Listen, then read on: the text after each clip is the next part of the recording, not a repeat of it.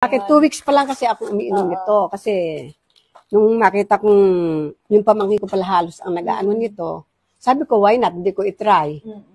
Tinry ko nga, sa 2 weeks kong pag-inom nito, pero dati na ako nag-aano noon, hindi nga lang talagang I'm Amazing Barley. Ito ang talagang na-try ko na talagang tumalab sa katawan ko. Ang una ko naramdaman sa 2 weeks ngayon na bago kong pag-inom ulit, yung mata ko kasi, sabi ko, yung salamin, bakit parang nababago yung grado? Parang hindi ko naisip na nagbabarli ako, nawala sa loob ko. Bakit parang lumalabo? Sabi ko ganon. Tapos sabi nung kapatid ko, ba't hindi ka ulit magpatingin sa ano? Di pumunta yung isang anak ko. Sabi ko, anak, i-schedule mo ulit out sa ano mo.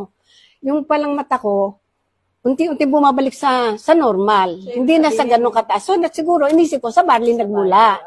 Saka isa pa nga, hindi ako laging, yun nga, katulad sinabi ng kapatid ko, parang matagal kang magutom.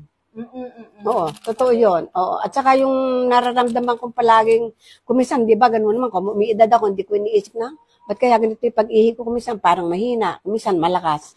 Dati Ngayon, yun. oo, dati yun, before. Ngayon na nagte-take na ako ng barley, naramdaman ko, aba, parang kung umiihi ako, parang buhos na. Yung talagang normal na as in, katulad ng dati.